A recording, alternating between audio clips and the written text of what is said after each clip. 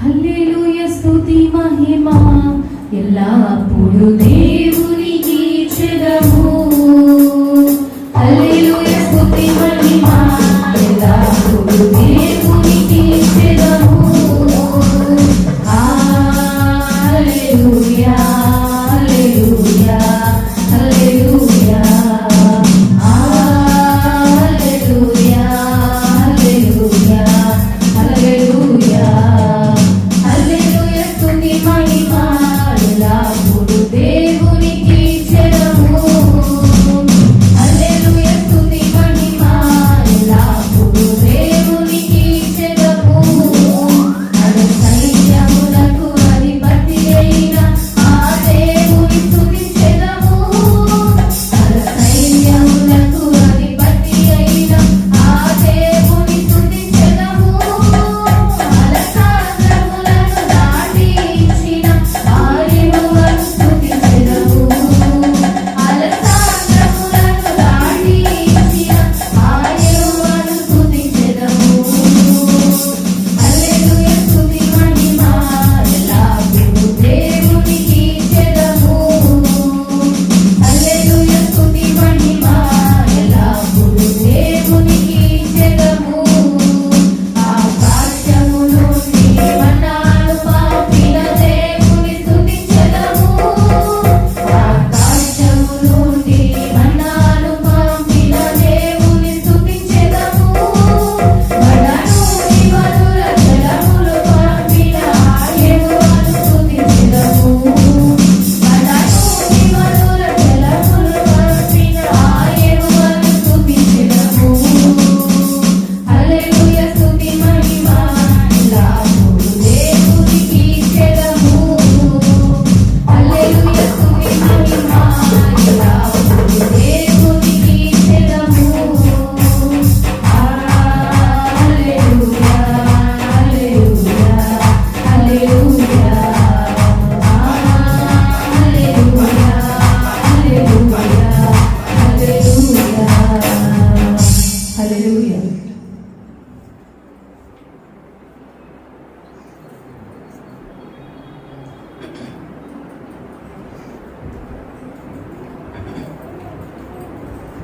నా ప్రాణమా యెహోవానే నేను సన్నుతించి కొనియాడుము. నా నాదుడేసుని సన్నిధిలోని సుఖశాంతులు కలవు. నా ప్రాణమా యెహోవానే నేను సన్నుతించి కొనియాడుము. నా నాదుడేసుని సన్నిధిలోని సుఖశాంతులు కలవు. యేసయ్యా నా యేసయ్యా యేసయ్యా నా యేసయ్యా నిన్ను వీడిన మరణమే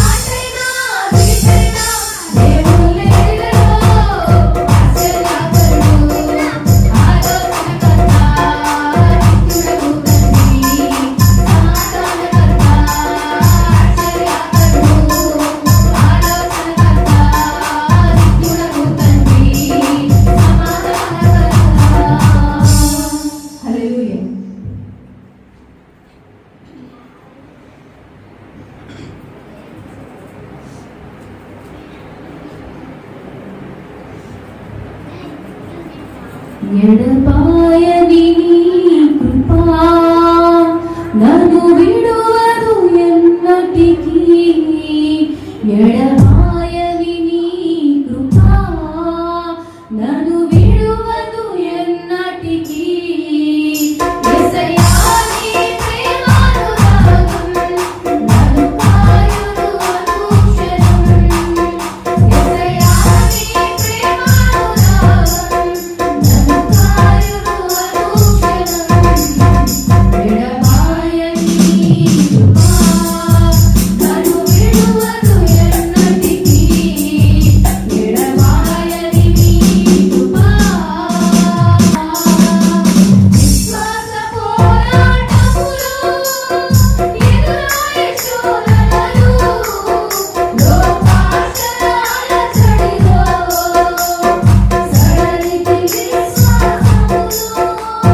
విశ్వాస పోరాటములో ఎదురాయే శోధనలు, లోకాశయాల చడిలో సడలితి విశ్వాసములో.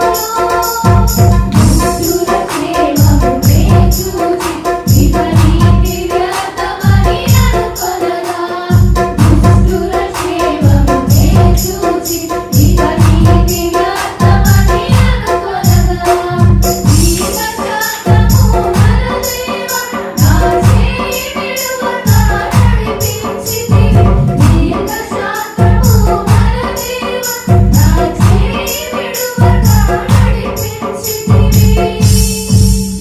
ఎడబాయని నీ కృపా నన్ను విడువదు ఎన్నటికీ. ఎడబాయని నీ కృపా. నీ సేవలో ఎదురైన ఎన్నో సమస్యలలో నా బలమును చూచుకొని నిరాశ చెందితిని.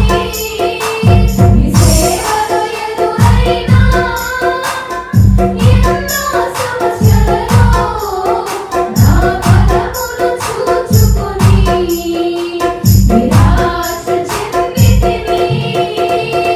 భారమైన ఈ సేవను ఇక చేయలేనని అనుకొనగా. భారమైన ఈ సేవను ఇక చేయలేనని అనుకొనగా. ప్రధాన యాజకుడా యేసు నీ అనుభవాలతో బలపరచితివి. ప్రధాన యాజకుడా యేసు నీ అనుభవాలతో బలపరచితివి. ఎడబాయని నీ కృపా నన్ను విడువదు ఎన్నటికీ. ఎడబాయని నీ కృపా నన్ను విడువదు ఎన్నటికీ. యేసయ్యా నీ ప్రేమానురాగం నన్ను కాయును అనుక్షణం. యేసయ్యా నీ ప్రేమానురాగం నన్ను కాయును అనుక్షణం. ఎడబాయని నీ కృపా నన్ను విడువదు ఎన్నటికీ. ఎడబాయని నీ కృపా. హల్లెలూయా.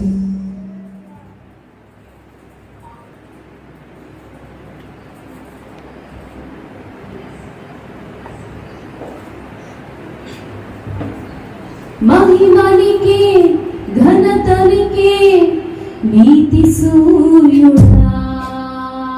మహిమనికే ఘనతనికే నీతి సూర్యుడా. న్యాయాధిపతి అయిన నా యేసయ్యా నీకే ఆరాధన.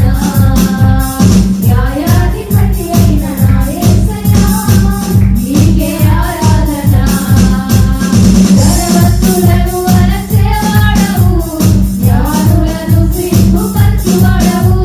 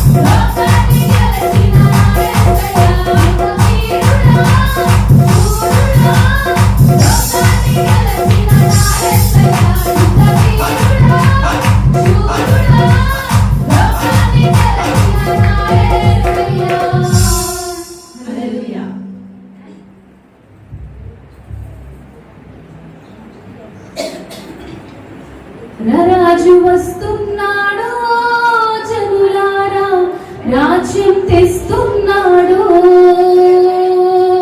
త్వరపడి వేగమే రండి ప్రియులారా, ప్రభుని చేరగరండి. రాజు వస్తున్నాడు జనులారా, రాజ్యం తెస్తున్నాడు. త్వరపడి వేగమే రండి ప్రియులారా, ప్రభుని చేరగరండి.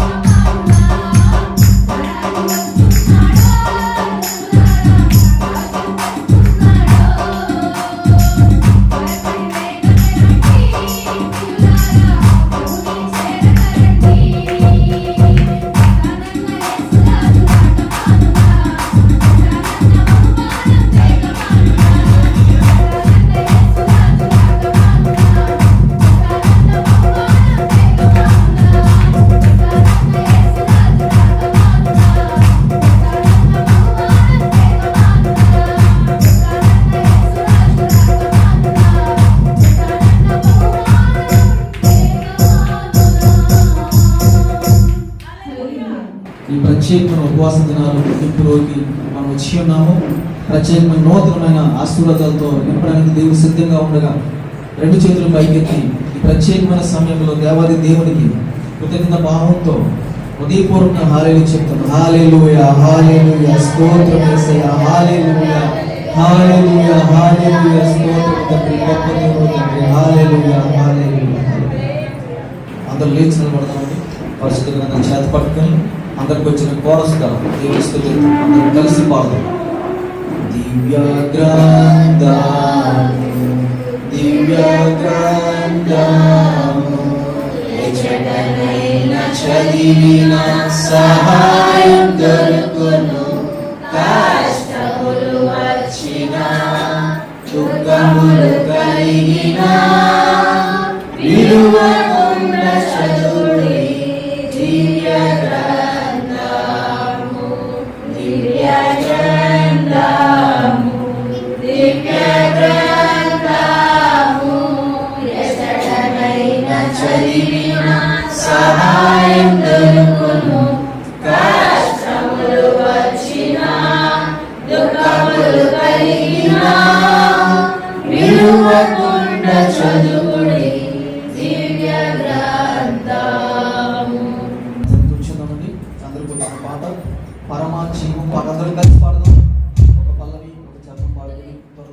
చదువుదాం.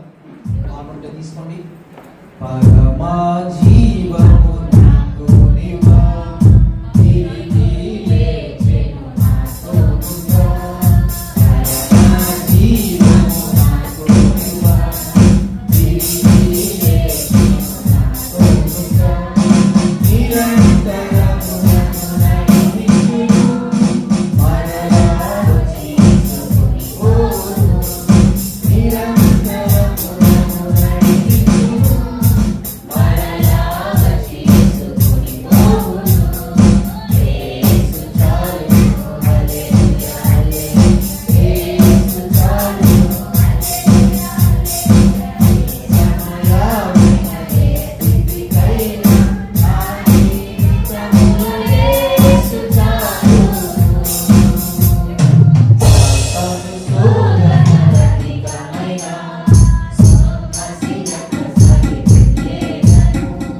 సాతాను శోధనలధికమైన సమస్యలకు సరిదిద్దేదను. లోకము శరీరములాగినను, లోబడసాగెను వెళ్ళేదను. లోకము శరీరములాగినను, లోబడసాగెను వెళ్ళేదను. యేసు చాలును, హల్లెలూయా హల్లెలూయా.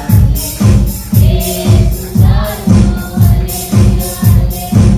ఏ సమయమైన ఏ స్థితికైనా నా జీవితములో యేసు చాలును. మా జీవము నాకు నీవా, తిరిగి లేచెను నా తోడుగా. మా జీవము నాకు నీవా, తిరిగి లేచెను నా తోడుగా. నిరంతరము నన్ను నడిపించును, మరలా వచ్చి తీసుకొని పోవును. నిరంతరము నన్ను నడిపించును, మరలా వచ్చి తీసుకొని పోవును. యేసు చాలును, హల్లెలూయా హల్లెలూయా. యేసు చాలును, హల్లెలూయా హల్లెలూయా. ఏ సమయమైన ఏ స్థితికైనా నా జీవితములో యేసు చాలును. హల్లెలూయా. దేవుడు మీ అందరినీ కూడా ప్రత్యేకంగా దీవించును గాక. ఆమేన్. ఈరోజు ఒక ప్రత్యేకమైన ఒక మంచి సమయంలో మనం ఉన్నాం. ఉపవాస కూడికలు ఎండింగ్, అదేవిధంగా ఆదివారం మనము ఆరాధన జరుపుకున్నాం కాబట్టి డబల్ దీవెనలు మనకి రాబోతున్నాయి. నూతనమైన మేలులు మన జీవితంలో జరగబోతుంది. చదవబడిన కీర్తన భాగం నుంచి 2 మాటలు నేను పంచుకుని తదుపరి ప్రసంగానికి నేనైతే సమయం ఇవ్వాలని ఆశపడుతున్నాను. మొదటి నుంచి 2వ మాట చూసినట్లయితే 30వ అధ్యాయంలో యెహోవా నా శత్రువులను యెహోవా నా దేవా, నేను నీకు మొర్రపెట్టగా నేను నీకు మొర్రపెట్టగా నీవు నన్ను స్వస్థపరిచితివి. నీవు నన్ను స్వస్థపరిచితివి. ఈ యొక్క వాక్యము మన అందరి జీవితంలో కూడా ఎన్నోసార్లు నెరవేరింది. ఎన్నోసార్లు మన జీవితంలోనే కాదు, ప్రపంచ యావత్ క్రైస్తవుల జీవితంలో వారు పూర్తిగా మారినా మారకపోయినా సరే ఈ వాక్యము వారి జీవితంలో ఎన్నోసార్లు నెరవేరి ఉంది. ఎందుకంటే దేవుడు చాలా ప్రేమ కలిగిన దేవుడు. మనం నమ్ముకున్న యేసయ్య, మనం ఆరాధిస్తున్న యెహోవా తండ్రి ఎంతో ప్రేమ కలిగిన వారు. మనం ఒకవేళ దారి తొలగి పక్క దారిలో వెళ్ళిపోతున్నా సరే మనము ప్రార్థన చేస్తే, ఇశ్రాయేలు ప్రజలు తప్పులు చేసి ఒక్కసారి మోకరించి ప్రార్థన చేస్తే వెంటనే తండ్రి అని యెహోవా ఏం చేస్తాడండి, కరిగిపోయి వెంటనే స్పందించి కదలి వారి యొక్క కష్టాల నుంచి వారిని తప్పించినట్టుగా మనం ఎన్నోసార్లు చూస్తాం. నినివే పట్టణస్థులు కూడా అలానే వారు చేస్తున్న అన్యాయం బట్టి, పాపం బట్టి, వ్యర్థమైన అధికమైన లాభానికి చేస్తున్న వ్యాపారాన్ని బట్టి, మార్పు లేని మనసును బట్టి దేవుడు శిక్షకుడు ఆ ఉగ్రత నుంచి తప్పించుకోవడానికి నినివే పట్టణస్థులు ఒక్కసారిగా దేవుడికి ప్రార్థన చేసినప్పుడు వెంటనే దేవుడు ఏం చేశాడండి, స్పందించాడు, వెంటనే కదిలాడు. ఆ ఉగ్రత రాకుండా వెంటనే తప్పించాడు. మన జీవితంలో కూడా అంతే. ఏదైనా ఒక ఆపద వస్తే, ఒక ఆరోగ్య సమస్య వస్తే మనం ప్రార్థన చేస్తే చాలు. మనం ఎలా ఉన్నా మన లైఫ్ని మనం ఎలా లీడ్ చేసినా, మనం ఎలాంటి వారమైనా, ఆయనకి ఇష్టమైన ఒకవేళ ఇష్టంగా లేని మార్గంలో మనం వెళ్తున్నా సరే మనము చేసిన ప్రార్థనకి ఆయన స్పందిస్తాడు. ఎందుకో తెలుసా? ఆయన చాలా ప్రేమమయుడు. మీరు ప్రార్థన చేస్తే చాలు స్పాట్లో స్పందన వస్తుంది ఆయన దగ్గర నుంచి. ఆ ప్రార్థన చాలా చాలా నీట్గా ఉండాలి, చాలా హృదయపూర్వకంగా ఉండాలి, ఆత్మతో సత్యంతో ఆయనకి ప్రార్థన చేస్తే చాలు. మనం ప్యూర్గా లైఫ్ లీడ్ చేస్తూ చేసిన ప్రార్థనే కాదు, మన పాపంలో ఉంటూ పొరపాట్లు చేస్తూ ప్రభువా మమ్మల్ని క్షమించు ప్రభువా అని చెప్పి ప్రార్థన చేస్తే చాలంట. చాలామంది అనుకుంటారు భక్తుల ప్రార్థనలే దేవుడు వింటాడు, పాపుల ప్రార్థన దేవుడు వినడు అనుకుంటాడు. కానీ పాపాలను విడిచిపెట్టే ఉద్దేశంతో చేసే ప్రార్థన భక్తుల ప్రార్థన కన్నా విలువైంది దేవుని దృష్టిలో. నీకు తెలుసా? ఒక్క పాపి మారితే దేవుడు ఆనందపడతాడంట. ఒక్క పాపి మార్పు కోసం చేసే ప్రార్థన దేవుడికి చాలా ఫెస్టివల్ అన్నమాట. అక్కడ పండగ. దూతలందరూ కలిసి ఒక పాపి మారు మనసు పొందడానికి ఒక ప్రార్థన చేస్తున్నాడు. తను మార్చుకోవడానికి, తన యొక్క చెడు మార్గాలను విడిచిపెట్టి, చెడు ఆలోచనలు విడిచిపెట్టి మంచిగా బ్రతకడానికి ఒక ప్రార్థన వినపడుతుంది. పదండి ఏం చేద్దాం? పండగ చేసుకుందాం, సెలబ్రేట్ చేసుకుందాం అని చెప్పి దేవుడు అక్కడ చెప్తాడంట. భక్తులందరూ చేసే ప్రార్థన కన్నా దేవుడు పర్టికులర్గా ఒక పాపి మార్పు చెందుతుంటే ఆయనకి చాలా ఆనందం, చాలా పండగ. ఆ రోజు దూతలందరినీ కూడా గ్యాదర్ చేస్తాడంట దేవుడు. అందరిని పిలుస్తాడు. ఇదిగో ఈ ప్రార్థనలోని చాలా ప్రాముఖ్యమైన అంశము ఉంది. ఈ పాపి మార్పు చెందడం కోసం ప్రార్థన చేస్తున్నాడు. నాకు తన చెడు మార్గాలను విడిచిపెట్టి నేను మంచిగా ఉండాలనుకుంటున్నానని చెప్పి ఒక ప్రార్థన పడుతుంది. అంతకన్నా గొప్ప భాగ్యం ఏమీ లేదు. అతను శాశ్వతంగా నరకం వెళ్ళిపోయే యొక్క స్థితిలోంచి, ఆ పరిస్థితిలోంచి, ఆ ఘోరమైన ఆ యొక్క సందర్భంలోంచి మన వైపు రావడానికి ఒక వ్యక్తి ప్రయత్నం చేస్తున్నాడు. దానికి వారధి ప్రార్థన, దానికి వారధి ఇచ్చిన మీడియేటర్ కింద ఫాస్టింగ్ ప్రేయర్ కానీ మనకి కనబడుతూ ఉంటుంది. ఒక పాపి ప్రార్థన చాలా మూల్యమైనది దేవుని దృష్టిలో. అది పండగ చేయిస్తుంది, అక్కడ ఫెస్టివల్ క్రియేట్ చేస్తుంది. అందుకే పాపి మార్పు కోసం చేసే ప్రార్థన చాలా విలువైందని చెప్పి మనం గుర్తించాలి. పాపిని చూడగానే అసహించుకోవడం కాదు, తప్పులు చేస్తున్న వారు చూడగానే చీచీ కొట్టడం కాదు. వారు తప్పులు చేస్తున్నారు అంటే మనం అర్థం చేసుకోవాల్సింది ఏంటి? వారి యొక్క పాపంలో నడుస్తున్నారంటే, పాపంలో బ్రతుకుతున్నారంటే, వారు చేస్తున్నవన్నీ కూడా తప్పు అని చెప్పి మనకు తెలుస్తుంది అంటే మనం వారిపై జాలి పడాలి. ఎందుకు అంటే వారి ఇంకా కాస్త వీక్గా ఉన్నారు. ఎలా ఉన్నారండి? కాస్త వీక్గా ఉన్నారు కాబట్టి ఆ పాపాన్ని జయించే స్ట్రెంగ్త్ లేదు వాళ్ళ దగ్గర. ఆ స్ట్రెంగ్త్ ఉంటే నువ్వు వాళ్ళని చూసి నవ్వే పరిస్థితిలో వాళ్ళు ఉండరు, వాళ్ళు గొప్ప వాళ్ళు అయిపోతారు. నేను కొన్ని షాప్స్కి వెళ్తున్నప్పుడు, ఏదైనా పొందామని వెళ్తున్నప్పుడు అక్కడ ఉన్న వర్కర్స్, చిన్నవారు కానీ పెద్దవారు కానీ, వారు మనతో బిహేవ్ చేసే బిహేవియర్ బట్టి ఒక్కోసారి నాకు చాలా బాధ అనిపిస్తుంది. అంటే ఒక ఇద్దరు ఉంటే వాళ్ళు చూసుకుంటారు, ఇంకొక వ్యక్తి ఉన్నప్పుడు వాళ్ళు మనల్ని పట్టించుకోరు. మనం అడుగుతాం, పట్టించుకోరు. చికెన్ షాప్కి వెళ్ళినా, మటన్ షాప్కి వెళ్ళినా, మీకు ఏదైనా సరే వాళ్ళు ఖాళీగానే ఉంటారు కానీ మిమ్మల్ని ఒక్కొక్కసారి పట్టించుకోరు. వర్కర్స్ మిమ్మల్ని పట్టించుకోరు. మీరు 2 సార్లు అడుగుతారు, టిఫిన్ షాప్కి వెళ్ళినా 3 సార్లు అడుగుతారు, 4 సార్లు అడుగుతారు, మిమ్మల్ని పట్టించుకోరు. అప్పుడు మీరు ఒకటే అనుకోండి, వాళ్ళ మీద కోపడకండి. ఏమంటుందో తెలుసా? ఒకవేళ వాళ్ళకి బాగా నాలెడ్జ్ ఉండి వాళ్ళకి తెలియదు అనుకుంటున్నారు కదా, వాళ్ళకి నిజంగానే తెలిస్తే ఆ స్థానంలో వాళ్ళు ఉండరు. అర్థమవుతుందా? నిజంగా వాళ్ళకి అంత క్లారిటీగా జ్ఞానం తెలిసి ఉంటే ఆ పని చేస్తూ వాళ్ళు ఉండరు. ఆ పని కన్నా గొప్ప పని చేసే దగ్గరికి వెళ్ళిపోద్ది వాళ్ళ ఆలోచన, వాళ్ళ స్థానం మారిపోద్ది. వాళ్ళకి అలా ట్రీట్మెంట్ రావట్లేదు కనుకే, వారు అలా మనతో ఎలా బిహేవ్ చేయాలో వాళ్ళకి తెలియట్లేదు కనుకనే ఆ కింద స్థాయిలో ఉండిపోతారు చాలామంది. వాళ్ళు చూసి మీరు కోపపడడం కాదు. చాలామందికి రోడ్ల మీద ఏదైనా పనులు చేస్తున్నప్పుడు వారు ఎందుకు అలాగున్నారు అంటే, వారు ఒకవేళ జ్ఞానంగా ప్రయత్నాలు చేస్తే, జ్ఞానంగా ఆలోచన చేస్తే, జ్ఞానంగా ట్రీట్మెంట్ చేస్తూ ఉంటే వారి స్థానం మారిపోద్ది. వాళ్ళు ఆలోచన చేయట్లేదు, వాళ్ళు ఇంకా ఏదో పాపంలో ఉండిపోతుంటారు, ఏదో తప్పిదాల్లో ఉండిపోతుంటారు కనుకనే వారు ఆ స్థానంలోనే అలానే ఉండిపోయారు. నవ్వుకోవాలి, మనల్ని ఎవరైనా పట్టించుకోకపోతే, ఎన్నో అనుభవాలు ఎదురవుతుంటాయి. పట్టించుకోకపోతే అనుకోండి, ఏంటి పట్టించుకోవాలి కదా, ఒకవేళ పట్టించుకుంటే ఆ వ్యక్తి అక్కడ ఉండడు, ఆ వ్యక్తి గొప్ప స్థానంలోకి వెళ్తాడు, ఇంకొంచెం మంచి ఉద్యోగంలోకి వెళ్తాడు, ఇంకొంచెం మంచి వ్యాపారం చేసుకుంటాడు. ఆ తెలివితేటలు లేవు కనుకనే, ఆ ట్రీట్మెంట్ ఎలా చేయాలో, ఎలా మాట్లాడాలో, ఎలా బిహేవ్ చేయాలో తెలియదు కనుకనే ఆ వ్యక్తి ఇంకా అక్కడే చిన్న డబ్బులకి ఉద్యోగం చేస్తూ ఉన్నాడు. అతని జ్ఞానం తెలిస్తే, మాట తీరు తెలిస్తే, మనతో ఎలా బిహేవ్ చేయాలో తెలిస్తే అతను ఎక్కడికి వెళ్ళిపోతారండి? ఉన్నతమైన స్థానానికి వెళ్ళిపోతారు. గమనించాలి, గుర్తుపెట్టుకోవాలి.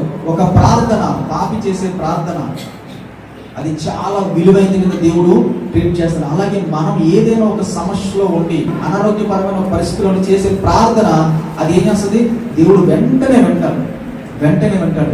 ఆయన మనకి కన్న తండ్రి అని చెప్పి ఆయన ఎల్లవేళలో గుర్తుపెట్టుకుని ఉంటాం. మనకి ఏదో నొప్పి తగిలినప్పుడు ఒకసారి గుర్తొస్తాడు దేవుడు, ప్రభువా తండ్రి అని చెప్పి మనం ప్రార్థన చేయడానికి యోగ్యులం. కాబట్టి ఆయన వెంటనే మనకి స్పందించి ఏం చేస్తాడు? మన కష్టకాలాన్ని తీసివేస్తున్నట్టుగా మనకి ఇక్కడ కీర్తనకారుడు మనకు వివరిస్తున్నారు. అలాగే 5వ మాట కూడా చూసుకున్నట్లయితే, ఆయన కోపము నిమిషమాత్రం ముందును, ఆయన దయ ఆయుష్కాలం అంతా ఉండును.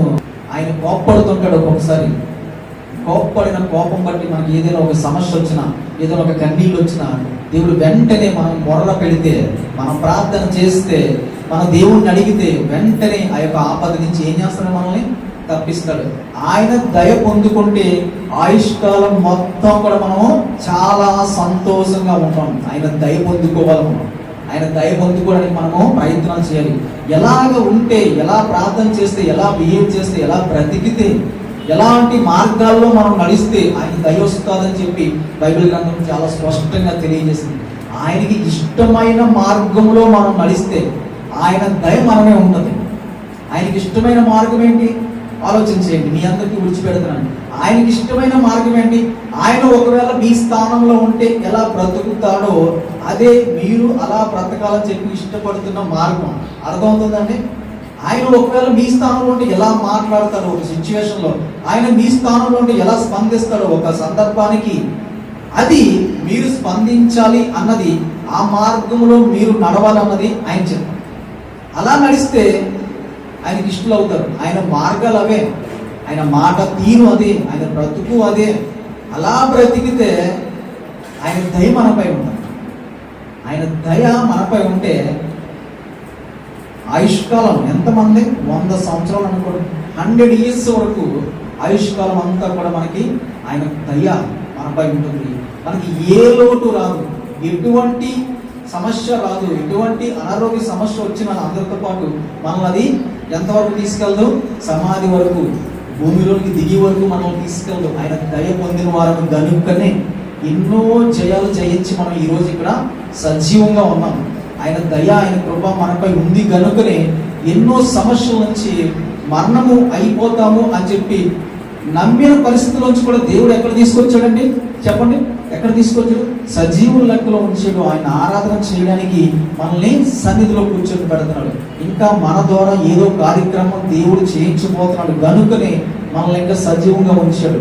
పూర్తిగా మన ఆయుష్కాలం మొత్తాన్ని తీసుకొచ్చి మన కోసమే వాడుకుంటే అది దేవుని చిత్తము కాదు. దేవుడి కోసం ఖచ్చితంగా కాస్త మనము వెచ్చించాలి.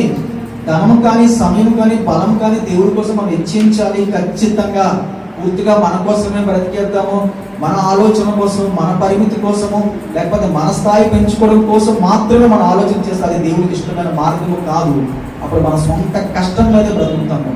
ఆయన దయ మనము పొందలేమని గుర్తు మనం ఎప్పుడు కూడా ఉంచుకోవాల్సిందిగా మీకు మనవి చేస్తాము. 11వ మాట కూడా చూసుకున్నట్లయితే, నా ప్రాణము మౌనంగా ఉండగా నేను కీర్తించినట్లు నా అంగలార్పును నాట్యముగా మార్చి ఉన్నాను. ఈ వాక్యం కూడా చదువుతున్నప్పుడు ఈ వాక్యం ఎంతమంది జీవితంలో నెరవేరేది చెప్పండి? ఎవరన్నా నిజాయితీగా చేయి చూపించగలరు? నేను చూపిస్తున్నాను. నా జీవితంలో కూడా జరిగింది. ప్రతి ఒక్క క్రైస్తవుడి జీవితంలో, నిజ క్రైస్తవుడి జీవితంలోని కష్టాలు, ఏడుపు కూడా తీసివేసేది దేవుడే. ఆ ఏడుపు, కష్టాలు, అంగలార్పు నుంచి ఒక ఉన్నతమైన ఉత్సాహమైన జీవితాన్ని దేవుడు మనం చేసే ప్రార్థన బట్టి, మనం విడిచే కన్నీరు బట్టి మన స్థాయిని మార్చడానికి దేవుడు ఎప్పుడు సిద్ధంగా ఉంటాడు. ప్రతి క్రైస్తవుడు, నిజ క్రైస్తవుడు కూడా ఖచ్చితంగా ఏం చేయాలండి? ఒక మంచి ప్రార్థన చేయాలి. ఏదో ఒక సమయంలో ఒక మంచి అంగలార్పు ప్రార్థన చేయాలి. ప్రతి భక్తుడు కూడా చేసినట్టుగా మనకి బైబిల్లో మనం చూస్తున్నాం. ఏ భక్తుడు కూడా ప్రార్థన చేయకుండా గడిపినట్టు మనకి ఎక్కడ కనబడదండి. ఎంత పెద్ద భక్తులు, యెషయా గారి, దావీదు గారు కానీ, మోషే గారు ఎన్ని రోజులు ప్రార్థన చేసినట్టుగా మనకి ఇక్కడ బైబిల్లో చూస్తూ ఉంటున్నాం. యేసుక్రీస్తు వారు స్వయాన, యేసుక్రీస్తు వారు సర్వాధికారి అయిన తండ్రి అయిన దేవుడు తప్ప, ఏంటండి, తండ్రి అయిన దేవుడు తప్ప మిగిలిన సమస్తానికి అధికారి ఎవరైనా ఉన్నారంటే అది యేసుక్రీస్తు వారే. అర్థమవుతుందండి? తండ్రి అయిన దేవుడి మీద తప్ప మిగిలిన సమస్తం మీద కూడా పూర్తి అధికారము ఆయన యోగ్యత సంపాదించుకున్నాడు. ఆయన ప్రాణం పెట్టి ఆయన యోగ్యత సంపాదించుకున్నాడు. అంత యోగ్యత సంపాదించుకుని యేసుక్రీస్తుని మనం ఆరాధిస్తున్నాము, ఈ తండ్రిని మనం పూజిస్తున్నాము అంటే మనం నిజంగా యోగ్యులు అని చెప్పాలి.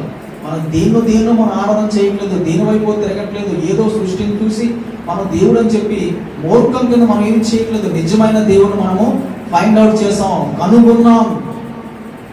దేవుడు ముందు మనల్ని కనుగొన్నాడు, తర్వాత మనం ఆయన్ని ఆరాధన చేస్తున్నాం, చక్కగా చేస్తున్నాము, ఆయన్ని పూజిస్తున్నాము. మనకి దీవులు ఎల్లవెల్ల వస్తాయి. ఏమన్నాడండి? మౌనంగా ఉండక కీర్తించినట్లు నా అంగలార్పును నాట్యముగా మార్చినావు. ఒక మంచి పాట మనకి దైవజనులు యేసయ్య గారు రాసిన ఒక మంచి పాటలో ఒక చరణం పాడుకుని ఈ యొక్క వాక్యాన్ని ముగించుకున్నాము. నా యేసు రాజా అన్న పాట కలిపి పాడుదాం. నా యేసు రాజా, నా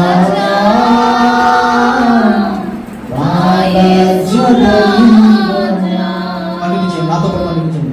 నా యేసు రాజా, నా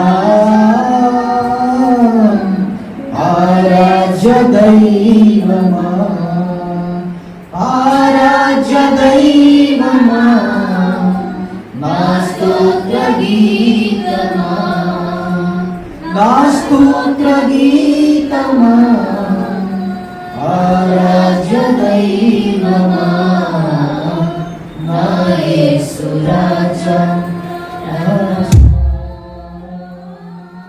వేటకాని ఊరి నుండి నన్ను విడిపించిన కనికర స్వరూపుడా, వేటకాని ఊరి నుండి నన్ను విడిపించిన కనికర స్వరూపుడా, నా కన్నీటిని నాట్యముగా మార్చితివా, నా కన్నీటిని నాట్యముగా మార్చితివా, నా యేసు రాజా, నా ఆరాధ్య దైవమా, ఆరాధ్య దైవమా, నా స్తోత్ర గీతమా, నా స్తోత్ర గీతమా, ఆరాధ్య దైవమా, నా యేసు రాజా, రాజా. హల్లెలూయా. చాలా బాగా పాట. మా చిన్నప్పుడు బాగా మమ్మల్ని ఆకట్టుకున్న పాట. తర్వాత చాలా సంవత్సరాలు అది వినబడలేదు, ఎక్కడ కనబడలేదు. తర్వాత ఇప్పుడు మనం దాన్ని హైలైట్ చేయాలి. యేసయ్య గారు ఉదయంలోంచి ఎన్నో పాటలు వచ్చాయి. ఇప్పుడు మన్నా మినిస్ట్రీలో దర్జాన్వేశ్వరి గారు ఉదయంలోంచి ఎన్నో పాటలు వస్తుంటాయి. చాలా అద్భుతంగా ఉంటాయండి. ఒక్కొక్క సంవత్సరం విడుదల చేసే పాట ఉంటుంది, ఇక అంతకన్నా మించిన పాట లేదనిపిస్తుంటుంది. అంత గొప్ప పాటలండి. ఏ పదాలండి, పదాలు, మీనింగ్, ప్రాస హైలైట్ ఉంటుంది. పాడుకుంటుంటే మీకు ఎంతో పరలోకమైన ఆనందం కలుగుతుంది. ఒక్కొక్కసారి ఆ పాట అంటే చాలా ప్రశాంతంగా ఉన్నప్పుడు పాడుకుంటే అంతకు మించిన భాగ్యం లేదనిపిస్తుంటుంది. అడవిలో ఉన్నప్పుడు కాదు, కొంచెం ప్రశాంతంగా ఉండి ఒక మంచి పాట పాడుకుంటే అంతకన్నా భాగ్యం ఏదైనా ఉందా? ఈ లోకంలో ఇంకేదైనా ఉందో ఒక పాట పాడితే కలిగే ఫీలింగ్ మరి ఇంకెందులోనూ కూడా మనము పొందలేము. దేవుని సన్నిధిలో ఉండిపోవాలి 24 గంటలు, దేవుని కోసం ఏదైనా చేయాలన్న ఫీలింగ్ వస్తుంటుంది ఒక పాటలో. అలాంటి గొప్ప పాటలు యేసయ్య గారు రాశారు. ఆ పాటల పుస్తకాలు మీకు దొరికితే తీసుకోండి. మెల్లగా కూడా ఏదైనా యూట్యూబ్లో కూడా చెక్ చేసుకుని పాటలు పాడే ప్రయత్నం మనం చేద్దాం. ఏమని రాయబడిందండి? మన అంగలార్పుని ఏం చేస్తాడంట ఆయన? నాట్యంగా మారుస్తాడంట. మన జీవితంలో ఏదైనా కష్టం వచ్చినా అంగలార్పు అంటే ఎప్పుడు వస్తుందో తెలుసా? ఏడుపు కన్నా తీవ్రమైన స్థాయికి మనం వెళ్ళిపోయినప్పుడు అంగలార్పు వస్తుంది. ఏడ్చడం వేరు, ఏడవడం వేరు. దానికన్నా గొప్ప హింస కలిగినప్పుడు, మనం భరించలేని, తట్టుకోలేని, మార్చలేని, మన వల్ల కానీ కష్టము వచ్చినప్పుడు ఏడుపుకు మించిన స్థాయి ఏదైనా ఉందంటే డీప్గా అది అంగలార్పు అంటారు. అలాంటి అంగలార్పు దావీదు మహారాజు గారు ఒక రోజు చేశారు. ఒక రోజు రాత్రంతా కూడా అంగలార్చి ఉపవాసం ఉండి యెహోవాకు ప్రార్థన చేస్తాడంటే ఏమని? ప్రభువా నా కుమారుడికి స్వస్థత ఇచ్చి, ప్రభువా నా కుమారుడికి స్వస్థత ఇచ్చి, ఇగో తండ్రి నాకు ఏదోలాగా నాకు రిజల్ట్ చూపించు, పాజిటివ్ రిజల్టే కావాలి, అందుకే నేను ఉపవాసం ఉన్నాను. రాత్రంతా అంగలార్చడంట దావీదు మహారాజు. కానీ దావీదు మహారాజు ప్రార్థన దేవుడు కొట్టివేశాడు. ఎందుకు కొట్టివేశాడంటే భక్తుల ప్రార్థన ఎందుకు కొట్టివేస్తాడు? అది సిస్టమ్, అలా జరగాలంతే. అది ఒక ముళ్ళు అక్కడ తీసివేయాలంతే. ఆ ప్రార్థన నెరవేరుక ముళ్ళు అలా ఉండిపోద్ది, పాపం తాలూకా రిజల్ట్ అలా ఉండిపోద్ది. కనుక ఏం చేశాడంటే దేవుడు ఆ ప్రార్థన కొట్టివేసి, నువ్వు కంగారు పడకు, నీ బోల్డంత మందికి పిల్లల్ని ఇస్తాను, ఏమీ తొందరపడదు. ఒక పిల్లడి కోసం ప్రార్థన చేసావు, తప్పేం కాదు. అంగలార్చావు, ఉపవాసం ఉన్నావు, తప్పేం కాదు. ఆ పిల్లలు నేను నా దగ్గరికి నేను చేర్చుకుంటాను. చిన్నపిల్లలు చనిపోగానే ఏమైపోతారండి? దేవుడి దగ్గరికి వెంటనే వెళ్ళిపోతారు అందుకని మళ్ళీ సర్వసత్యంలోకి వెళ్ళి మాట్లాడుకుంటే పరలోకం వెళ్ళిపోతారు అన్నది కాదు. కింద పాతాళ లోకంలో ఉన్న పరదేశంలో ప్రశాంతమైన స్థానంలోకి వెళ్తారు. ఇంతవరకు పరలోకం వెళ్ళిన వారు ఎవ్వరూ లేరు.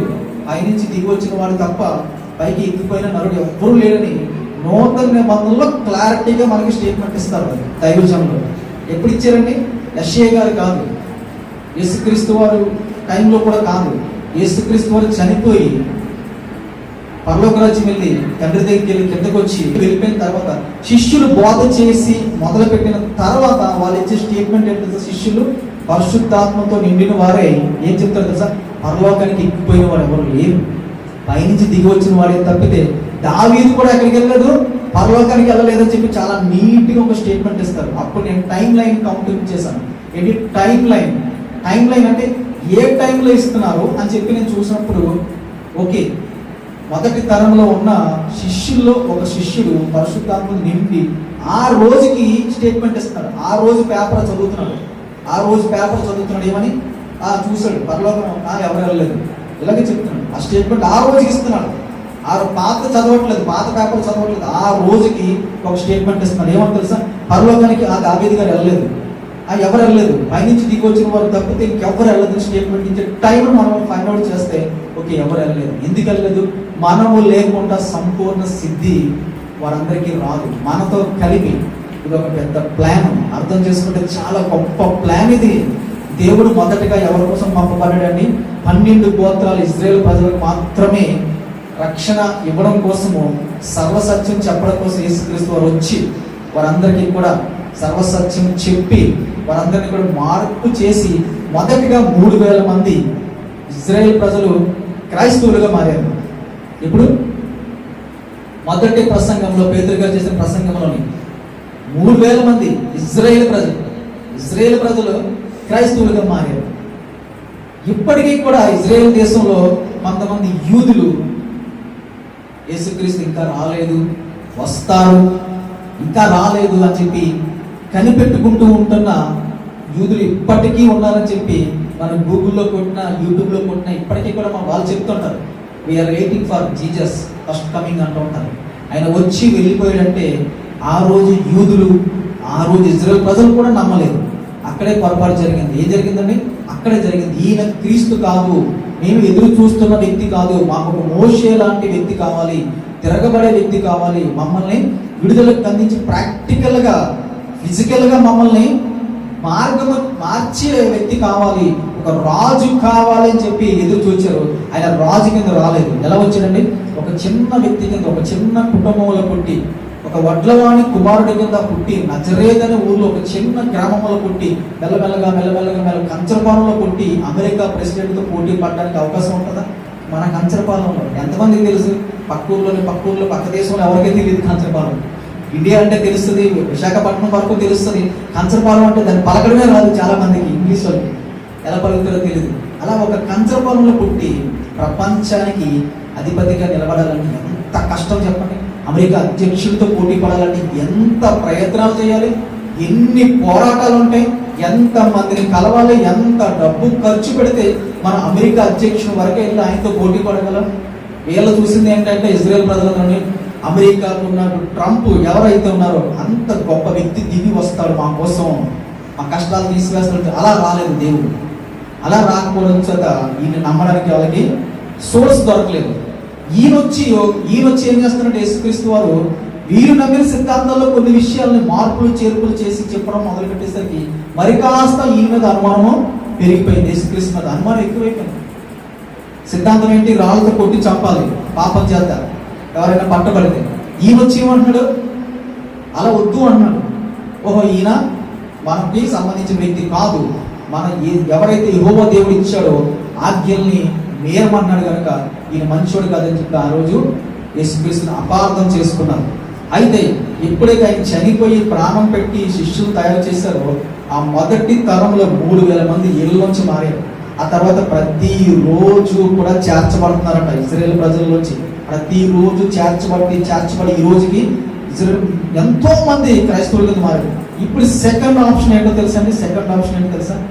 ఇజ్రాయేల్ కానీ అన్యులు, ఇజ్రాయేల్ 12 గోత్రాలు కానీ అన్యులకి ఒక అవకాశం ఇచ్చాడు దేవుడు. అన్యుల్లోంచి కూడా ఏం చేస్తాడు? కొంతమందిని దేవుడు ఏర్పాటు చేసుకుని ప్రేమించి తన కృప చూపించి తన దయతో కొంతమందిని ఏర్పాటు చేసుకుంటున్నాడు. మనం యోగ్యులము కాదు, మనం అసలు వారసులము కాదు, మనము వాగ్దాన పుత్రులము కాదు, కానీ దేవుడు కృప చేత రక్తం చేత మనకి వాగ్దానంలో పాలు పొందడానికి అవకాశం ఇచ్చాడు. మన క్రైస్తవులని ఈ రోజు చాలా మంది అన్యులుగా, అప్పుడు అన్యులుగా ఉన్నవారు ఇప్పుడు ఏం చేస్తామండి? ఇజ్రాయేల్ ప్రజలతో పాటు మనం వారసత్వంలోకి వచ్చాము. వారికి ఇచ్చిన సెకండ్ ఆప్షన్, ఫైనల్ ఆప్షన్ ఇది. చాలా లైట్గా తీసుకోకూడదు. క్రైస్తవుల దగ్గర గొప్ప భాగ్యం ఇది. ఈ భాగ్యం అంతా కూడా కలిపి వారిని మనల్ని కలిపి ఒకేసారి పరలోక రాజ్యంలో తీసుకెళ్తారు. దేవుని ఉద్దేశం అది. అర్థమవుతుందా? ఎవరైతే మార్పు చెందారో చనిపోయారో వెంటనే మంచి వాళ్ళందరూ తీసుకెళ్ళి అక్కడ కూర్చోబెట్టడు. అందరూ సంపూర్ణ సిద్ధి కలగాలి. మనము వారిని ఏకంగా చూస్తాడు, వారికి గొప్పవారిగా మనం పేదవారిగా చూస్తా లేదు దేవుడు అని చెప్పి తెలియజేయడం కోసం అందరికీ ఒకే రోజు నిర్ణయిస్తాడంట. అవి తీసుకెళ్లే రోజు అంతవరకు ప్రశాంతమైన లోకంలో, ఏంటది? పాతాళ లోకంలో, ఒక ప్రశాంతమైన లోకంలో వారందరినీ, ఎవరైతే మంచి వాళ్ళో అందరినీ అక్కడ భద్రపరిచి సంతోషంగా చూసుకుంటున్నాడు. ఇప్పుడు గొప్ప భాగ్యంలో మనం ఉన్నాం. చాలా తక్కువ వారం కాదు, గొప్ప వారం. మనకి దేవుడు ఇచ్చిన భాగ్యం ఇది. మనకు యోగ్యత లేకపోయినా దేవుడు పరలోక రాజ్యం ఇవ్వడానికి తన రక్తాన్ని కార్చాడు కనుకనే మనం ఇప్పుడు రక్షణలోకి వచ్చాము. వచ్చిన మనము దాన్ని చాలా స్వల్పంగా తీసుకోకూడదు. ప్రాణం కన్నా ఇంపార్టెంట్గా తీసుకోవాలి ఆ రక్షణని. మాకు భాగ్యం దక్కింది. దేవుడు మొదటగా 12 గోత్రికుల దగ్గరికి వచ్చాడు. పొరపాటున అక్కడితో ముగించేసి ఉంటే మనకి పరలోక రాజ్యం రాదే. మనందరం కూడా ఎక్కడికి వెళ్ళిపోతాం చెప్పండి? నరకానికి వెళ్ళిపోతాం. నరకానికి పాత్రులైన మనల్ని దేవుడు ప్రేమ కొద్ది ఒక ఫైనల్ ఆప్షన్, ఒక ఫైనల్ ఇన్విటేషన్ ఇచ్చాడు, ఒక నోటిఫికేషన్ ఇచ్చాడు. రండి, ఎంతమంది మీరు రాగలుగుతారో. ఎక్కడి నుంచి? ఈ 12 గోత్రాల్లోంచి కాదు, అన్యుల్లోంచి ఎంతమంది రాగలుగుతారో రండి అని చెప్పి ఒక ఆప్షన్ ఇచ్చాడు, ఒక నోటిఫికేషన్ ఇచ్చాడు, ఒక ఎలక్ట్ ఇచ్చాడు. అప్పుడే మనందరం దేవుని సన్నిధికి వచ్చాం. ఇక్కడికి వచ్చిన తర్వాత కూడా మనం సాధించకపోతే ఎంతకన్నా మూర్ఖత్వమో ఇంక ఏమీ లేదని చెప్పి పౌలు గారు చెప్తూ ఉంటారు. ఈ లోకంలో అందరికంటే దౌర్భాగ్యులు మాట. కేవలం లోకం కోసం మాత్రమే మనం ఇక్కడ సన్నిధికి వస్తూ ఉంటే, క్రీస్తుని నమ్ముకుని ఉంటే మనం అందరికన్నా కూడా వ్యర్థులం అని చెప్పి పౌలు గారు మనతో మాట్లాడుతుంటారు. మనం దానికోసమే కాదు, దేనికోసం వచ్చామండి? దేవుని రాజ్యానికి దేవుడు ఇచ్చిన చివరి అవకాశం కింద. ఏ అవకాశం ఇది? మనకు దక్కలేని అవకాశం. దేవుడు స్పెషల్ కోటాలో, దాన్ని ఏమంటారు, ఏదో కార్డ్ అంటారు కదా, వైల్డ్ కార్డ్ ఏదో అంటారు, wild card entry. Wild card ఎంట్రీలో మనందరం కూడా క్రైస్తవుల కింద పిలువబడ్డాము. మనందరం కూడా స్పెషల్ క్యారెక్టర్స్. వైల్డ్ కార్డ్ అంటే మనకి ఎలిజిబిలిటీ లేదు. ఆ షోలో మనం గేమ్ ఆడడానికి ఎలిజిబిలిటీ లేదు. పరలోకి వెళ్ళడానికి క్రైస్తవులకు ఎలిజిబిలిటీ లేదు, కొట్టివేయబడింది. వైల్డ్ కార్డ్ ఎంట్రీలో స్పెషల్ కోటాలో మనకి ఒక్క చిన్న ఛాన్స్ ఇచ్చాడు. మనం ప్రూవ్ చేసుకోవాలి. ఎక్కడికి వచ్చి మనం ప్రూవ్ చేసుకుంటేనే పరలోక రాజ్యానికి వెళ్తాం. అక్కడక్కడ వచ్చిన తర్వాత వైల్డ్ కార్డ్ ఎంట్రీ అంటే అది స్పెషల్. చాలా జాగ్రత్తగా అణిగిమణిగి తగ్గించుకుని ఉంటేనే వాళ్ళు గొప్ప అవుతారు. ఆ టైంలో వాళ్ళేమి యోగ్యులు కాదు, వాళ్ళు బయటికి త్రోయబడిన వాళ్ళు, విడిచిపెట్టబడిన వాళ్ళు వైల్డ్ కార్డ్ ఎంట్రీలో వచ్చాం. క్రైస్తవులు ఏం గొప్ప గొప్ప అయిపోతుంటారు చాలా మంది. పోను డబ్బులు వస్తే, అధికారం వస్తే, కొంతమంది వయసు పెరుగుతుంటే ఫీలింగ్లు వచ్చేస్తూ ఉంటాయి. డబ్బు వస్తేనే కాదు, కొంతమంది వయసు పెరుగుతుంటే కూడా ఏదో గొప్పవారము అన్న ఫీలింగ్ వచ్చేస్తుంది. ఏ గొప్పవారం కాదు, వయసు పెరిగి కొద్ది గుర్తుపెట్టుకోవాలి. కాటికి దగ్గర అయిపోతున్నారని చెప్పి అర్థం చేసుకోవాలి. చాలా మంది బయట అలానే ఉన్నారు. పాస్టర్లోని బయట వాళ్ళు కూడా ఎలా ఉన్నారంటే డబ్బు చేత, అధికారం చేత. వైల్డ్ కార్డ్ ఎంట్రీ క్రైస్తవులు అంటే wild card entry, special entry. నీకు అంత అధికారం లేదు, నీకు అంత యోగ్యత లేదు, నువ్వు అంత గొప్పవాడు కాదు, నీకు ఏదున్నా సరే నీకు వైల్డ్ కార్డ్ ఎంట్రీ. ఈ స్పెషల్గా దేవుడు ఒక స్పెషల్ కోటలో నేను ఎంటర్ చేస్తున్నాడు. నువ్వు వచ్చి ఎగురుతానంటే అవ్వదు. ఈ టైంలోని వైల్డ్ కార్డ్ ఎంట్రీ చాలా జాగ్రత్తగా అణిగి మనం యోగ్యత సంపాదించుకోవాలి పరలోక రాజ్యానికి వెళ్ళడానికి. కానీ వైల్డ్ కార్డ్ ఎంట్రీలో కూడా నేను గొప్పనని చెప్పేసి ఇశ్రాయేలు ప్రజల కింద గొప్పనని చెప్పి ఎగురుతానంటే అవ్వదు.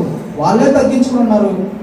వాగ్దాన పుత్రులు వాళ్ళే తగ్గించుకుని ఉన్నప్పుడు క్రైస్తవులైన వైల్డ్ కార్డ్ ఎంట్రీలో వచ్చిన మనము గొప్పవారం అనుకోకూడదు. మనం చాలా అల్పులము, స్వల్పంగా కలిగిన జ్ఞానం కలిగిన వారము, చాలా యోగ్యత తక్కువ కలిగింది. దేవుడు తన దయచేత మనకి ఒక ఎంట్రీ ఇచ్చాడు, వైల్డ్ కార్డ్ ఎంట్రీ. గుర్తుపెట్టుకోండి, దాన్ని చాలా జాగ్రత్తగా ఉపయోగించుకొని దేవుడి సన్నిధికి చేరాలి. ఆ సన్నిధికి చేరాలి కనుకనే దేవుడు మనకు ఒక ఆప్షన్ ఇచ్చాడు. అందరూ కూడా సిద్ధపడాలి. అందరూ కూడా మనం సిద్ధపడి దేవుడి సన్నిధికి చేరడం కోసము సిద్ధపడాలని చెప్పి మీ అందరికీ మనవి చేస్తున్నాను. అంగలార్పుని ఏం చేస్తున్నాడు దేవుడు? నాట్యంగా మారుస్తాడంట. మనకున్న కష్టాలన్నీ తీసివేసి ఈ లోకంలో ఎన్నో ఇబ్బందులు పడుతున్నామా, మన అంగలార్పు అంతా కూడా దేవుడు నాట్యంగా ఈ లోకంలోనే మారుస్తాడు. నెక్స్ట్ పరలోక రాజ్యంలో కూడా సంతోషము, గొప్ప సంతోషంలోకి మనల్ని తీసుకెళ్ళబడుతున్నారు. అలాంటి గొప్ప భాగ్యం మీకు, మీ కుటుంబ సభ్యులందరికీ కూడా దక్కులాగా ఈ యొక్క చిన్న ప్రార్థన చేసుకుందాం. కళ్ళు మూసుకుందాం. చిన్న ప్రార్థన చేద్దాం. ప్రభువా, మాకు ఇచ్చిన యొక్క స్పెషల్ ఎంట్రీ కోసం మేము మర్చిపోయి ఏదేదో అనుకుంటున్నామేమో ప్రభావ, మమ్మల్ని క్షమించండి. ఇదిగో మాకు లేని ధన్యత, మాకు లేని యోగ్యత మీరు ఇవ్వడానికి ఇదిగో మీ ప్రాణం పెట్టారు. మేము తెలుసుకోకుండా మేమేదో గొప్పవారు అని చెప్పి, యోగ్యులం అని చెప్పి ఇంకా ఏదేదో అనుకుంటున్నాం. మమ్మల్ని క్షమించు ప్రభావ. మేము చాలా స్వల్పులము, చాలా హీనులము తండ్రి, ఇదిగో దీనులము తండ్రి. మమ్మల్ని దీవించండి, మమ్మల్ని క్షమించండి. మేము ఈ యొక్క స్పెషల్ కోటాలో ఎంటర్ అయ్యాం తండ్రి.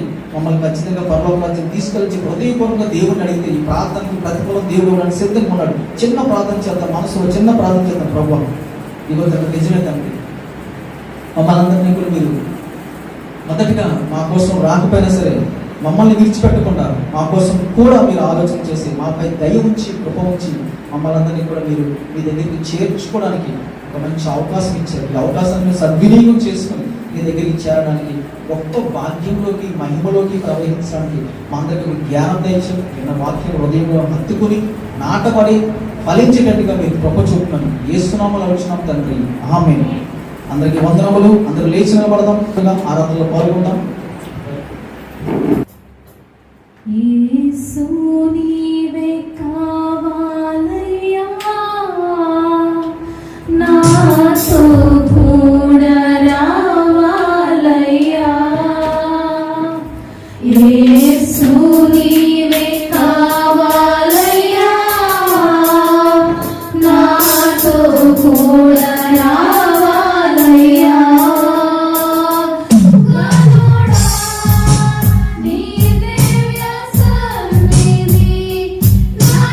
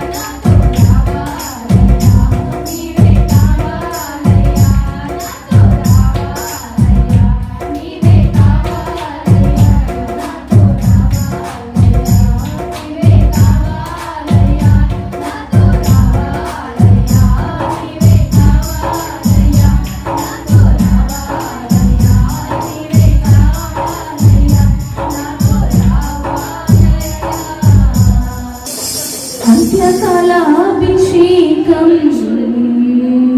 సర్వజనుల కోసం పూర్ణకాల దినములివి తండ్రి నీ ఆత్మతో నింపుమా పుణ్యకాలాభిషేకం సర్వజనుల కోసం పూర్ణకాల దినములివి తండ్రి నీ ఆత్మతో నింపుమా మధ్య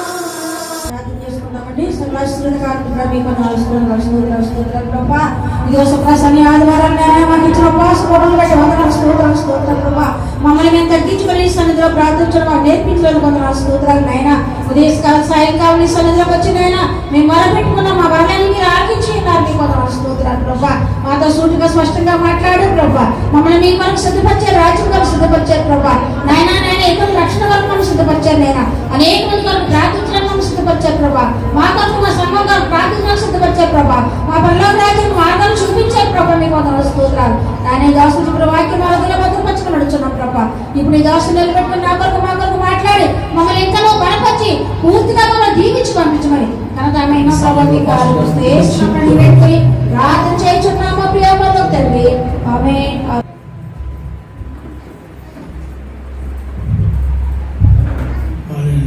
దేవునామ స్తోత్రం కలుగును గాక. అందరూ చెప్తారు దేవునామ స్తోత్రం కలుగును గాక.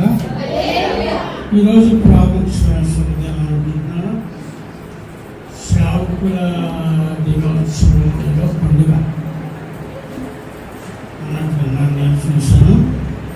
మరి సేవకుల దినోత్సవం మరి సేవకుల కోసం వారి కుటుంబం కోసం మీరందరూ ప్రార్థన చేసే బాధ్యత మీ అందరమైన దేవుడు ఉంచాడు. దేవుని స్తోత్రం కాక మీరందరూ సేవకుల కోసం ప్రార్థన చేస్తే మీ అందరి కోసం సేవకులు ప్రార్థన చేస్తారు. మరి ఎప్పుడైతే మీరు మా కోసం మేము మీ కోసం నిత్యం కూడా ప్రార్థన చూపిస్తూ ఉంటారు. మంచిదండి. ఇంతవరకు పరిశుద్ధాత్మ దేవుడు సకల ఆరాధన ద్వారా కనపరచబడ్డారు. ఆరాధన చేస్తున్న దేవుడు దీవించుగాక. ఈ సమయంలో ప్రత్యేక పాట వెళ్దాం. పాట వినే ముందు ఒక మాట మరి అభిషేక్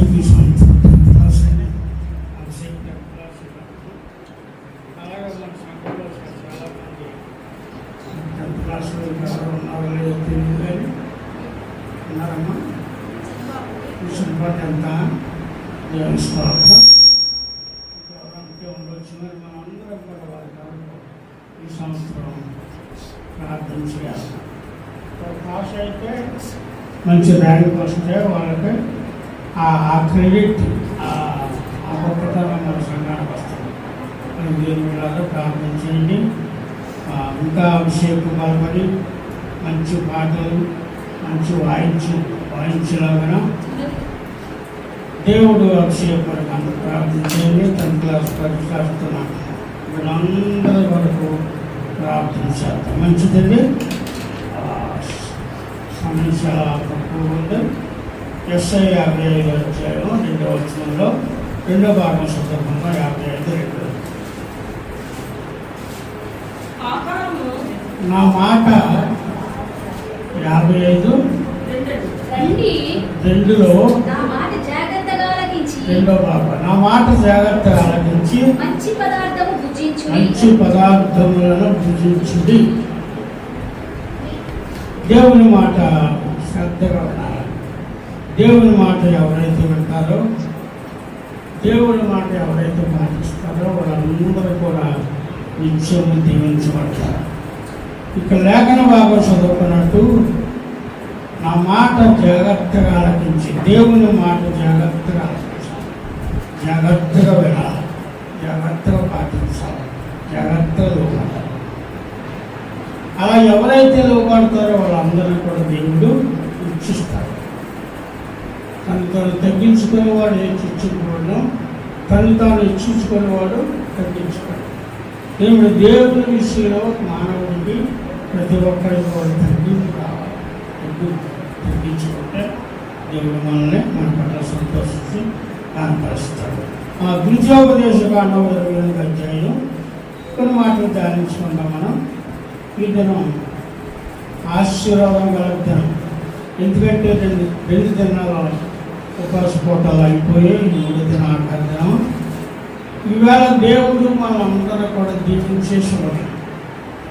ఎందుకంటే దేవుడి ద్వారా ఉపవాస పూటల్లో మనం పరుచుకోవాల్సుకుని లేక మన పనులన్నీ మన అవసరాలన్నీ కూడా పక్కన పెట్టి దేవుని కొరకు సన్నిధికి ఉదయం సాయంకాలం పరుగు మనం అందరూ వచ్చాం. మన ప్రయాస దేవుడు చూశాడు. దేవుడు చూశాడు కనుక దేవుడు మనల్ని దీవించే శుభదినం. ప్రతి వాని జీవితము పట్టు ప్రభు యేసు త్వరగా వచ్చుచుండే. ప్రతి వాని జీవితము ప్రభు యేసు త్వరగా వచ్చుచుండే.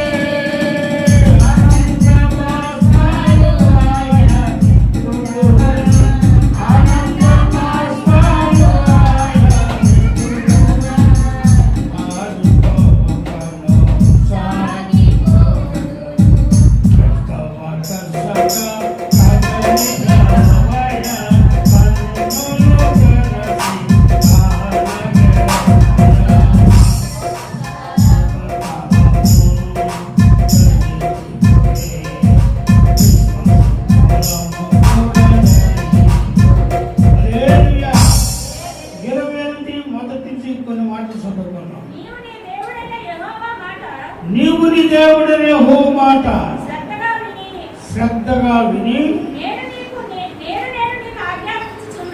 నేను నీకు ఆజ్ఞాపించుచున్నా. ఆయన ఆజ్ఞలన్నిటిని అనుసరించి నడుచుకొని ఎడలా నీ దేవుడైన యెహోవా భూమి మీద ఉన్న సమస్త జనముల కంటే నిన్ను హెచ్చించును. దేవునాలు స్తోత్రం కలుగును గాక. హల్లెలూయా. దేవుని బిడ్డలారా, ఇద్దరు దేవుడు మన ఉపవాసం వెతికిన వరకు మన ప్రయాస గొప్ప దేవుడు. దీవించాలని మనల్ని, మన కుటుంబాలని, మన సంస్థాన్ని కూడా దేవుడు దీవించాలని ఆశ కలిగి ఉన్నారు. దేవుని బిడ్డలారా, దేవుని మాట శ్రద్ధగా వినాలి. కానీ దేవుని మాట శ్రద్ధగా వినాలి.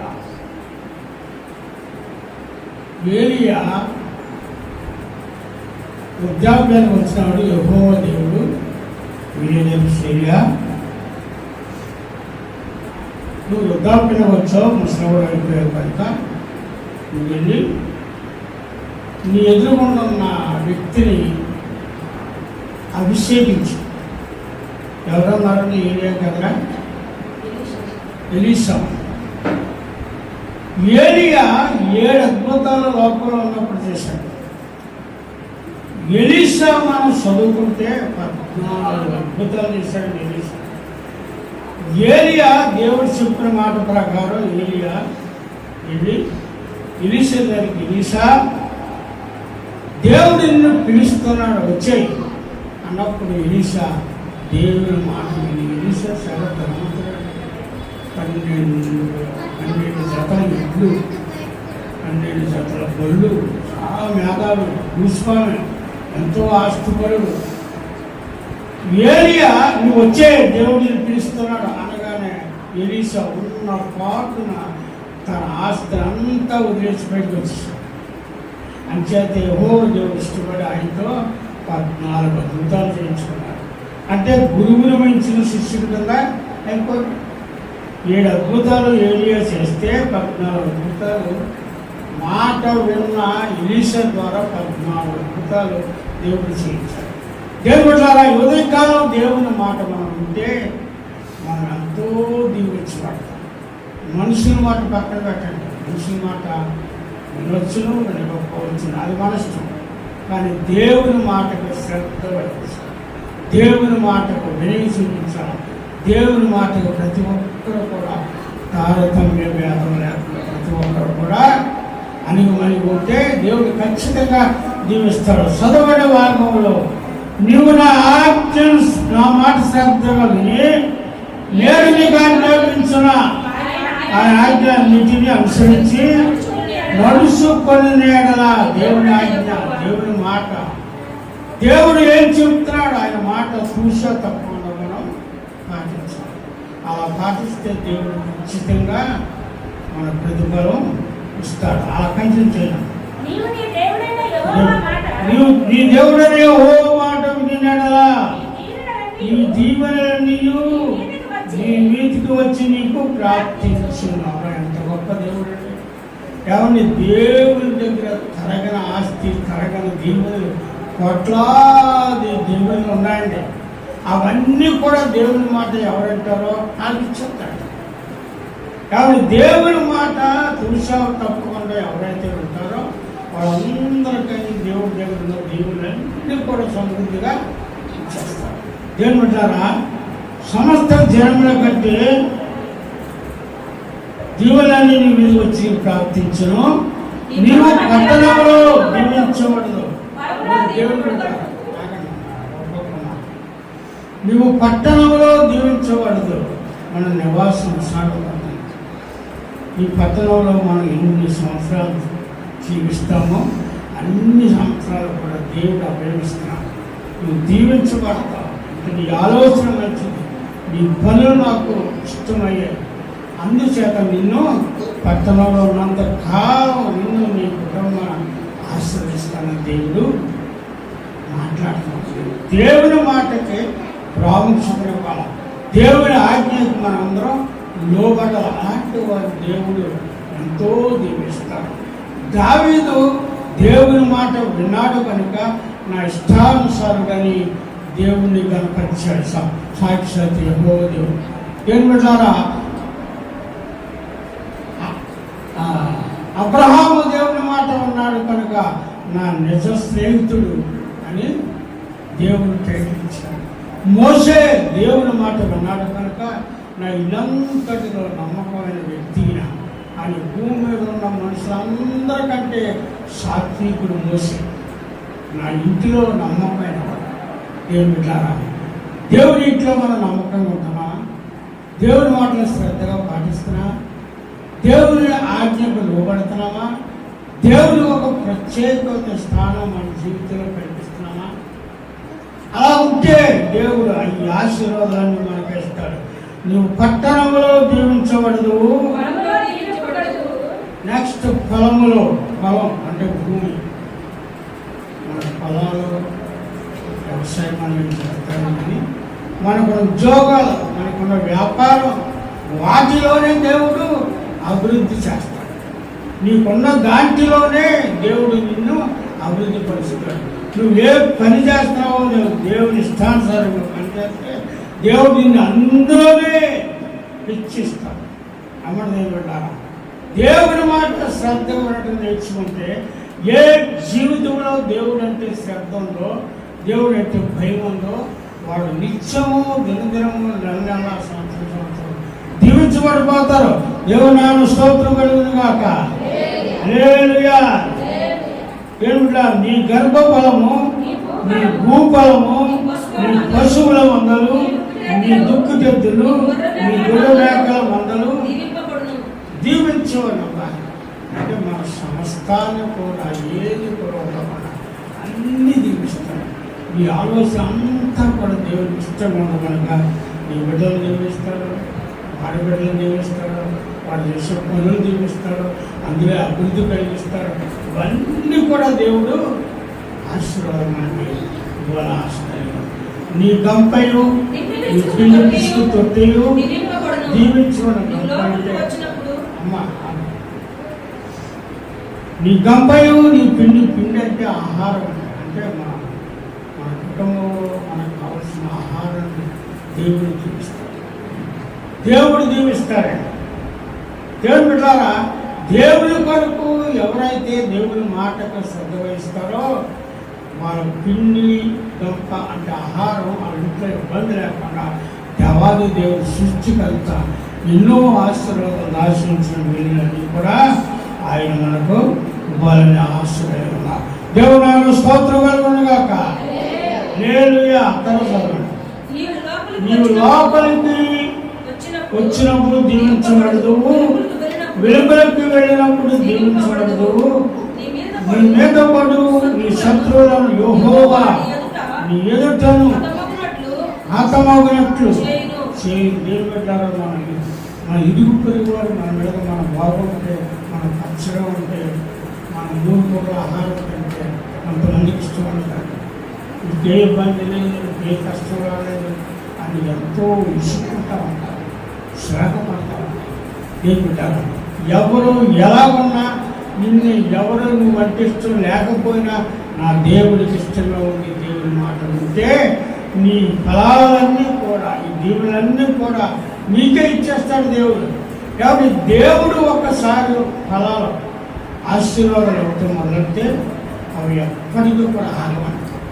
ఆపే మనిషి కూడా భూమి మీద ఉండడండి. దేవుడికి ఇష్టమైంది ఆశీర్వాదించాడు. కాబట్టి దానియేలు దేవునికి ఇష్టమయ్యాడు. కుమారు ప్రార్థన చేశాడు. మహావేదనతో దానియేలు దేవుని స్తుతిస్తూ ఉన్నప్పుడు దేవుడు చక్రవర్తులు రాజ్యాధికారులు మారిపోతూ ఉన్నారు, కానీ దానియేలు మాత్రం ఈ రాజు ఉన్నప్పుడు ఆయనే లీడరు, ఇంకో రాజు మారిపోయినా ఆ దేశానికి ఆయనే లీడరు, ఇంకో రాజు మారిపోతే ఆయనే లీడరు. 3 రాజ్యాల్లో దానియేలు చక్కగా ఆయన పరిచర్యలు అందించాడు. దేవుని కృప, దేవుని కృప భద్రంగా దేవుడు లోకంలో భద్రత లేకపోయినా నా దేవుని హస్తం అలాంటి వారి నిత్యము కూడా తోడుగా ఉంటాడు. దేవుని నామ స్తోత్రం కలుగును గాక. హల్లెలూయా. అలాగే దేవుని బిడ్డలారా, తుమ్ము చదువుతాం. నీవు నీ దేవుడు యెహోవా ఆజ్ఞలు అనుసరించి ఆయన మార్గంలో నడుచుకున్నాడా యెహోవా నీకు ప్రమాణం చేసి ఉన్నట్టు ఆయన తన ప్రతిష్ఠిత జనముగా నిన్ను స్థాపించి. దేవుడారా, ఇవన్నీ ఒక్కొక్క మాట ధ్యానిస్తే దేవుడారా ఎంతో దీవునిలో దాగి ఉన్నాయి. దేవుడు దీనంతటికీ ఒకటే చూడాలి. దేవుడు మాట్లాడాలి. దేవుడు ఎప్పుడు కూడా చూసాడు. కాబట్టి డబ్బున్నా దేవుడు చూసాడు, తెలివితేటలున్నా దేవుడు చూసాడు, బలమున్నా దేవుడు చూసాడు, గుడ్డు బంగారులున్నా దేవుడు చూసాడు. దేవునికి లోపల మనుషుల్ని తోసివేయచ్చు, కానీ మనిషి మాట వినకపోవచ్చు. కానీ ఆ దేవుడు ఎవరైతే కట్టారో వారు దేవుడు ఖచ్చితంగా దీవించేస్తారు. దేవుని బిడ్డలారా, ఈ భాగంలో ఎన్నో మాటలు అలా మనం చదువుకుంటూ వెళ్ళిపోతే ఎన్నో ఆశీర్వాదాలు ఉన్నాయి. దేవుని బిడ్డలారా, 10వ వచనంలో భూమి ప్రజలందరూ యెహోవా నామమున పిలువబడిన సముద్రం చూసి నీకు భయపడదు. నువ్వు దేవుని మాట వింటున్నావు కనుక నువ్వు అందరూ ఎంతగా కాదు, పెద్ద మనిషిలాగా, ఒక న్యాయవంతుడిలా, ఒక మంచివాడిలాగా దేవుని పట్టిస్తాడు. దేవుని బిడ్డలారా, దేవుని మాట వినాలంటే మనం ఏది మనకున్నది ఏది వెనక్కి తిరిగి చూడవాలి. ఏమన్నవాడిని కాపకాయలు ఇవాళ ఉంటాయి, ఇవాళ మన దగ్గర ఉంటే డబ్బు స్థిరత్వం, కానీ స్థిరత్వం పక్షిరాజు ఎగిరిపోతాం. ఇవాళ నా దగ్గర ఉంటుంది, ఇల్లుంటే పోయింది డబ్బుకున్న లక్షణం ఒక డబ్బు ఉండదని స్థిరంగా. చాలామంది మంచి డబ్బు పెట్టిన కాలం ఎక్కుతారు, కాలం వేసి డబ్బు ఉండాలని కదలకుండా ఆడి దగ్గర ఉండాలని పూజలు చేస్తారు. మాట చేయమని కొంత డబ్బు నాకు లేదు మనసు, కానీ దేవుడు డబ్బు ఉన్న జీవనం చూస్తారు. డబ్బు అంటే అండి సమస్త కీళ్ళకు కూడా డబ్బు ఎక్కువైతే దొంగలు ఎక్కువ, దొంగలు ఎక్కువైతే ప్రాణం. అంటే డబ్బు ఎక్కువ నిద్రపోరు, డబ్బు ఎక్కువ పట్టుకున్న ఆహారం తింటారు, అన్ని బాధలే, తెల్లవారు కాపలాంటి. డబ్బు ఎక్కువైతే ఆ డబ్బు కోసం వీళ్ళు నిద్రమానేసి వీడు అనారోగ్యం తెప్పించుకుని వీడెంతో బాధపడి ఇంకోవాలి. ఎలా తెల్లారుతుందో తెలియదు, ఎలా ఎప్పుడు నిద్రపోతాడో వాడికి తెలియదు. దేవుడు బిడ్డారా, కానీ ప్రధానమైనది ఒకటే, దేవుడు మాట. దేవుడు మాట. నీకు దీవెన కావాలంటే దేవుడు, నువ్వు మెచ్చింపబడాలంటే దేవుడు, నువ్వు ఆశీర్వాదించబడాలంటే దేవుడు. అంతే దేవుడు పట్టించుకుంటే ఈ లోటు భూమి మీద మాట్లాడు. దేవుడు చక్కగా ప్రార్థించాలి. దేవుడు బిడ్డలారా, మరి అలాగ ప్రార్థన చేసి దేవుడిని పెట్టుకుంటే ఎన్నో ఆశీర్వాదాలు ఎన్నెన్నో మనం గురించమంటే ఆలోచన కూడా రాదండి. అన్ని ఆలోచనలు దేవాది దేవుడు ఇస్తాడండి. ఇంకా అలా కిందకు పోతాయండి. దేవుని మాట విన్నోళ్ళకి, ఇప్పుడు విన్నవాళ్ళకి ఎన్ని ఆశీర్వాదాలు ఉన్నాయో, మాట వినకుండా తులసివేసి వాళ్ళు ఉంటారు సార్. డబ్బులు తీసుకుని, ఉద్యోగం తీసుకుని, పొలాన్ని తీసుకుని, బంధువులు తీసుకుని దేవుడికి చేస్తారు. వాళ్ళందరికీ నష్టాలు అర్థంగా వర్షాలు వస్తూ ఉంటాయి. అందుకే దేవుడి మాట వినకుండా నాకు డబ్బే సాధిస్తుంది, నాకు డబ్బే సాధిస్తుంది అని అనుకోవడం కదా, వాళ్ళకి ఆ డబ్బు తెచ్చే ఇబ్బందులు ఇన్ని ఉంటాయి. చాలా కష్టం. నేను వెళ్ళాక వాళ్ళకి ఎన్ని నష్టాలు ఉన్నాయో దేవుడు మాట్లాడిన వాళ్ళందరికీ తిన్నంత చాలా వస్తున్నాయి. వాళ్ళు ఇష్టం వాళ్ళు దేవులాగా అవకాశం చూపించిన సందర్భంలో పడి పొందాక కనుక దేవుని కొరకు ఒకటే మనం ఏమి చేయదు. దేవుడిని నమ్ముదాం, దేవుని ప్రార్థన చేద్దాం. ప్రార్థన చేసి నా దేవుడిని పూజ చేస్తాడు, నా దేవుడు నన్ను దీవిస్తాడని నమ్మి గట్టిగా దేవుని ఆ గొప్పంటే దేవుడు గుర్తించేది ఉన్నతమైన శిఖరాలు తీసుకెళ్ళేవాడు ఆయనే. నిన్ను హెచ్చించేవాడు, నిన్ను తగ్గించేవాడు దేవుడే. నీ ఉద్దేశాన్ని బట్టి, ఆలోచన బట్టి, మంచి ఆలోచన తెచ్చుకోవాలి. దేవుడి పట్ల నీకు మంచి ఆలోచన లేకపోతే ఒక్కరు దిగుతారు. దేవుడి ద్వారా అందరూ ఎక్కువ చేద్దాం, దేవుని పట్టుకుందాం. అప్పుడు కూడా మర్చిపోవడం బ్రతుకున్నంత కాలం దేవుడే నా కాపరే, నా కోట, నా దేవుడు అని ఎవరైతే అనుకుంటారో అందరూ కూడా వాటిలో జీవిస్తారు. మంచిదండి. విన్న వాక్యం మన హృదయంలో హత్తుకున్నట్టు ప్రార్థన కొరకు కూర్చుందాం.